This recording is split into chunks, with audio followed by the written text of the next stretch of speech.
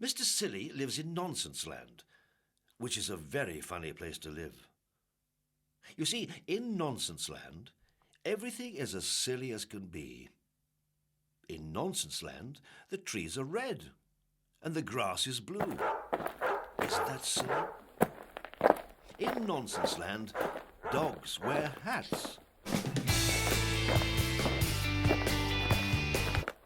And you know how birds fly in Nonsense Land?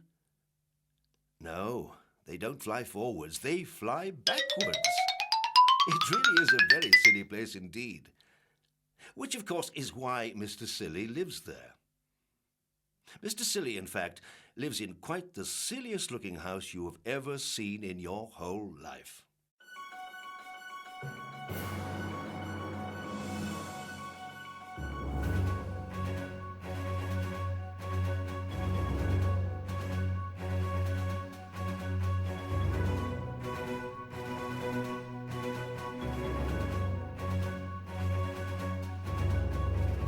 Now, this particular story is all about the Nonsense Cup. You see, in Nonsense Land each year, they hold a competition, and the cup is awarded to whoever has the silliest idea of the year.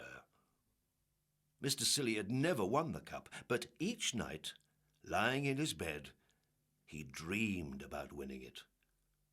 In order to win the Nonsense Cup, Mr. Silly realized that he would have to think up something remarkably silly. He pondered over the problem one morning at breakfast. Incidentally, you may be interested to know what Mr. Silly was having for breakfast. He was having a cup of coffee, which he put a spoonful of marmalade into. After that, he had a cornflake sandwich.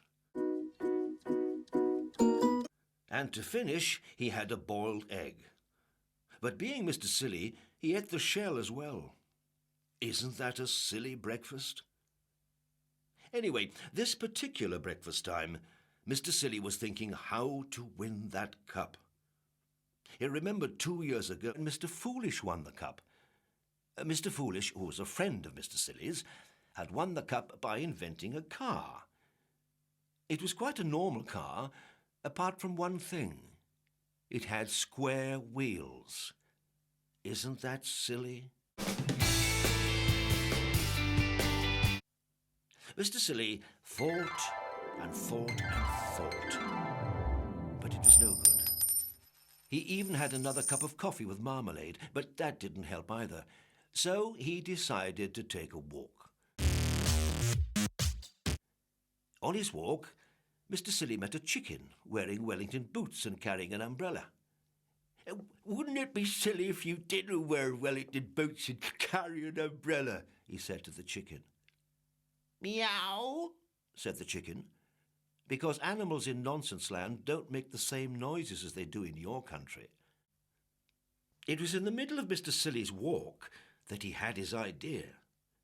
It was a beautiful, silly, quite the silliest idea he'd ever had. He hurried into town and bought himself a pot of paint and a paintbrush. A huge crowd assembled in the city square to see who was going to win the cup. The King of Nonsense Land mounted the specially built platform. "One of the silliest ideas of the year is by Mr. Muddle the farmer. He has managed to grow, of all things, a square apple." The crowd clapped as the square apple was held up by Mr. Muddle for everybody to see. He felt sure he was going to win.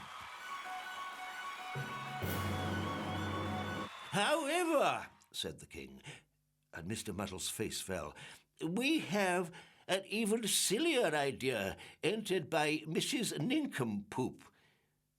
It was a teapot. Quite the silliest teapot there had ever been. The crowd broke into thunderous applause. "Therefore, I have great pleasure," announced the king, "in presenting the Nonsense Cup to—" Just then, he looked up and stopped in astonishment.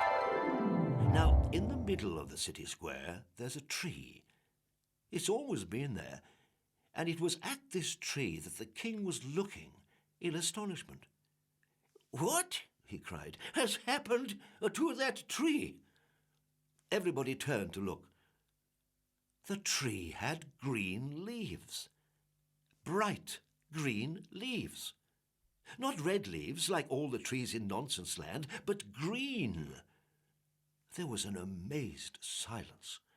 It was me, piped up Mr. Silly. I painted all the leaves green last night when you were all asleep. A green tree? Exclaimed the king. Who ever heard of a green tree? A green tree? Shouted the crowd. How silly! And they started to applaud.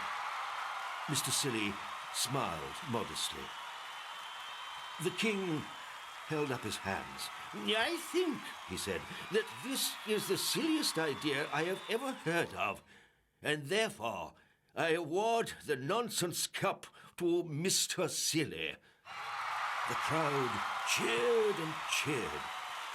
Mr. Silly went pink with pride, and a bird, perched high up in the branches of the silly green tree, looked down. Woof! It said, and flew off, backwards.